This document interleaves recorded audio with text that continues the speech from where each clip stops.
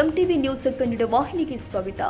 ಯಾದಗಿರಿ ಜಿಲ್ಲೆಯ ಶಹಾಪುರ ತಾಲೂಕಿನಲ್ಲಿ ಬಡವರ ಆಶ್ರಯಕ್ಕಾಗಿ ನಿರ್ಮಿಸಿದ G+2 ಮನೆಗಳು ಸದ್ಯ ಅನೈತಿಕ ಚಟುವಟಿಕೆಗಳ ತಾಣವಾಗಿ ಮಾರ್ಪಟ್ಟಿದೆ. ಕೋಟ್ಯಾಂತರ ರೂಪಾಯಿ ವೆಚ್ಚದಲ್ಲಿ ನಿರ್ಮಾಣವಾಗಿ ಸಿದ್ಧಗೊಂಡಿದ್ರೂ ಕೂಡ ಉದ್ಘಾಟನೆಗೊಳ್ಳದೆ ಇರುವುದು ಸರ್ಕಾರದ ನಿರ್ಲಕ್ಷ್ಯ, ಅಧಿಕಾರಿಗಳ ನಿರ್ಲಕ್ಷ್ಯವೇ ಅಂತ ಸಾಮಾಜಿಕ ಹೋರಾಟಗಾರ ಉಮೇಶ್ ಕೆ ಮುದ್ನಾಳ್ ಪ್ರಶ್ನೆ ಮಾಡಿದ್ದಾರೆ. ಸ್ಥಳಕ್ಕೆ ಭೇಟಿ ಕೊಟ್ಟು ಪರಿಶೀಲನೆ ಮಾಡಿ ನಂತರ ಹೇಳಿಕೆ ಕೊಟ್ಟಿರುವ ಉಮೇಶ್ ಕೆ ಮುದ್ನಾಳ್, ನಗರದ ಹೊರಭಾಗದ ಸರ್ವೆ ನಂಬರ್ 299ರಲ್ಲಿ 4 ಎಕರೆ ಜಾಗದಲ್ಲಿ ರಾಜೀವ್ ಗಾಂಧಿ ವಸತಿ ಯೋಜನೆ ಅಡಿಯಲ್ಲಿ ನಿರ್ಮಿಸಿದ 200ಕ್ಕೂ ಹೆಚ್ಚು G+2 ಮನೆಗಳು ಈಗ ಅನೈತಿಕ ಚಟುವಟಿಕೆಗಳ ದಾರಿ ಮಾಡಿಕೊಟ್ಟಿದ್ದು ಫಲಾನುಭವಿಗಳ ಆಕ್ರೋಶಕ್ಕೆ ಕಾರಣವಾಗಿದೆ.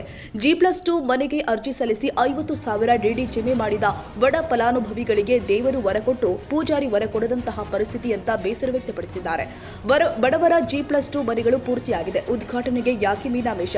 ಬಡವರಿಗೆ ತಕ್ಷಣ ಹಸ್ತಾಂತರ ಮಾಡಿ, ಇಲ್ಲವಾದರೆ ಅನೈತಿಕ ಚಟುವಟಿಕೆಗಳ ತಾಣವಾಗುತ್ತಿರುವ ಹೊಣೆ ಆಡಳಿತದ ಮೇಲೆಯೇ ಎಂದು ಸಾಮಾಜಿಕ ಹೋರಾಟಗಾರ ಉಮೇಶ್ ಕೆ ಮುದ್ನಾಳ್ ಕಿಡಿಕಾರಿದ್ದಾರೆ. ಖಾಲಿ ಕಟ್ಟಡದಲ್ಲಿ ರಾತ್ರಿ ವೇಳೆ ನಡೀತಾ ಇರುವಂತಹ ಸಂಶಯಾಸ್ಪದ ಚಲನವಲನಗಳ ಬಗ್ಗೆ ಸ್ಥಳೀಯರಿಂದ ಹಲವು ಬಾರಿ ದೂರುಗಳು ಮೇಲಧಿಕಾರಿಗಳಿಗೆ ತಲುಪಿದ್ರೂ ಯಾವುದೇ ಕ್ರಮ ಕೈಗೊಳ್ಳಲಾಗದಿರುವುದು ಪ್ರಶ್ನಾರ್ಹವಾಗಿದೆ. ಸರ್ಕಾರದ ಯೋಜನೆ ಬಡವರ ಮನೆ ಕನಸಿಗೆ ಸೌಭಾಗ್ಯ ನೀಡಬೇಕಾಗಿತ್ತು. ಆದರೆ ಜಿಲ್ಲಾಡಳಿತ ನಿರ್ಲಕ್ಷ್ಯದಿಂದಾಗಿ ಅದು ಇಂದು ಬಡವರ ಕಣ್ಣೀರನ್ನೇ ಒರೆಸುವ ದೂರದ ಕನಸಾಗಿ ಬದಲಾಗಿದೆ. ಸಾಮಾಜಿಕ ಹೋರಾಟಗಾರ ಉಮೇಶ್ ಕೆ ಮುದ್ನಾಳ್ ಆಗ್ರಹಿಸಿದ್ದಾರೆ. ಯಾದಗಿರಿ ಜಿಲ್ಲೆಯ ಶಹಾಪುರ ನಗರದ ಹೊರವಲಯದಲ್ಲಿ ರಾಜೀವ್ ಗಾಂಧಿ ವಸತಿ ನಿಲಯ ಯೋಜನೆ ಅಡಿಯಲ್ಲಿ ಸುಮಾರು 200ಕ್ಕೂ ಹೆಚ್ಚು ಮನೆಗಳನ್ನು ನಿರ್ಮಾಣ ಮಾಡಿ 2019ರಲ್ಲಿ ನಿರ್ಮಾಣಗೊಂಡಿರತಕ್ಕಂಥ ನಿರ್ಮಾಣಕ್ಕೆ ಪ್ರಾರಂಭವಾಗಿ ಇಲ್ಲಿವರೆಗೆ ಏನದ ಮುಕ್ತಾಯ ಆಗಿಲ್ಲ.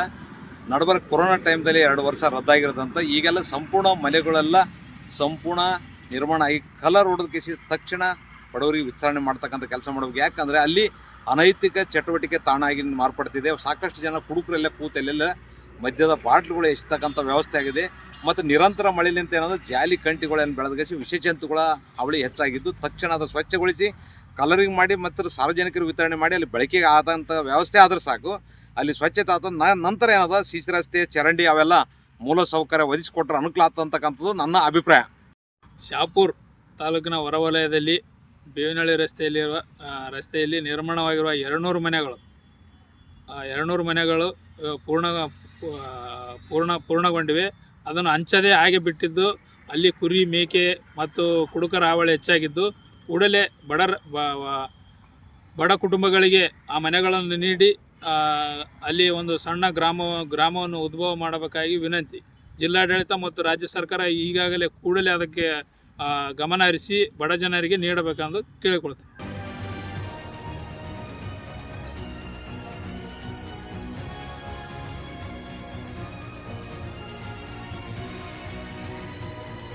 ತಾಜಾ ಸುದ್ದಿಗಾಗಿ ಎಂಟಿವಿ ನ್ಯೂಸ್ 24x7ಗೆ ಸಬ್ಸ್ಕ್ರೈಬ್ ಮಾಡಿ ಮತ್ತು ಬೆಲ್ ಐಕಾನ್ ಅನ್ನು ಒತ್ತಿ. ತಪ್ಪದೇ ಲಿಂಕ್ ಶೇರ್ ಮಾಡಿ.